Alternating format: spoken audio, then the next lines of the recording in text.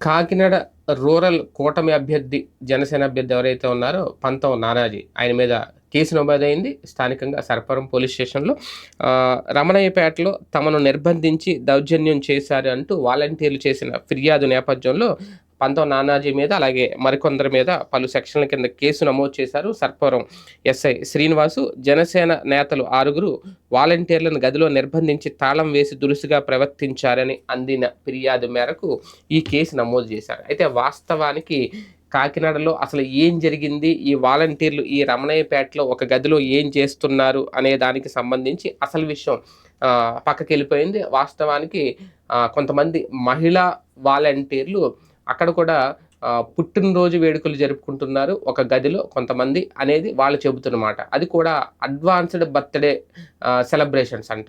అంటే ఎప్పుడో జరగబోయే పుట్టినరోజుకి ముందుగా జరుపుకుంటున్న వేడుకలనమాట. అది వాళ్ళు చెబుతున్నది. అది మహిళా వాలంటీర్లు పైగా. అయితే ఆ మహిళా వాలంటీర్లు ఖచ్చితంగా అన్ని పార్టీలకు చెందిన వాళ్ళుంటారు గాబట్టి ఎవరో సమాచారం అందించారు. వెంటనే అక్కడికి ఈయన పంతం నానాజీ తన అనుచరులతో కలిసి వచ్చేశారు. అయితే వాస్తవానికి అక్కడ జరుగుతున్నవి పుట్టినరోజు పార్టీలా? లేదంటే రాజకీయ పార్టీకి సంబంధించిన సమావేశాలా? అనేదే అక్కడ క్లారిటీ రావాలి. ఎందుకంటే చాలామంది రాజీనామాలు చేసేసినోళ్ళు, కొంతమంది వాలంటీర్లు పార్టీకి సంబంధించి ఏం జేయాలి? ఎవరితో ఎలా మాట్లాడాలి? అనేది ఒక్కొక్క ఏరియాల్లో ఇలాగ సమావేశాలు పెట్టుకుంటున్నారు. వాళ్ళు ఏం మాట్లాడాలి అనేది వాళ్ళకి గైడెన్స్ ఇస్తున్నారట.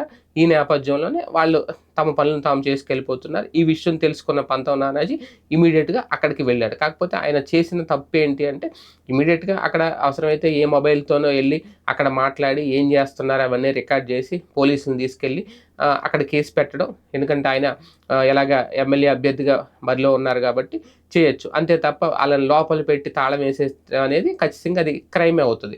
అందుకని ఆయన మీద కేసు పెట్టారు ఇమ్మీడియేట్‌గా. అలా కాకుండా ఆయన కాస్తంత చాకచక్యంగా ఆలోచించి వ్యవహరించుండుంటే గనక సీన్ రివర్స్ అయ్యేది. అసలు అక్కడ ఏం జరుగుతుంది? వైసీపీ ఏం చేస్తుంది వాలంటీర్లతో అనే విషయం అయితే బయటకొచ్చుండేది. కానీ ఆయన పాపం ఎవరో రాంగ్ డైరెక్షన్ ఇచ్చారో, లేదంటే ఆయనే రాంగ్ డైరెక్షన్‌లో వెళ్లారో, అనవసరంగా ఆయన మీద కేసు బుక్ అయిన పరిస్థితి. ఇప్పుడు దీన్ని ఏమంటారంటే వీళ్ళు చేసిన అమాయకత్వం, వీళ్ళు చేసిన తప్పిదం బయట పెట్టరు గానీ, అదిగో అక్రమంగా వైసీపీ నాయకులు మా జనసేన నాయకుల మీద కేసు పెట్టారు అనేది ఖచ్చితంగా రేపటి నుంచి, ఇవాళ నుంచే ఆ ప్రచారం అయితే మొదలవుద్ది. కానీ అసలు అక్కడ ఏం జరిగింది అనేది ప్రజలకు చూపించే ప్రయత్నంలో కాస్తంత తెలివిగా వ్యవహరించి ఉంటే బాగుండేదేమో. కానీ కాస్తంత ఆవేశపడడం పంతం నానాజీ చివరికి వాళ్ళ మీదే కేసులు పెట్టుకునే ప్రయత్నం. ఏది ఏమైనా వైసీపీ వాలంటీర్లతో ఏదో చెయ్యబోతోంది రేపు ఓట్ల గురించి, వాలంటీర్లను గ్యాదర్ చేసి సమావేశాలు ఏర్పాటు చేస్తుంది అనేదైతే మాత్రం దీని ద్వారా అర్థమవుతుంది. అది వాస్తవం కాదో ఇంకా తేలాలి.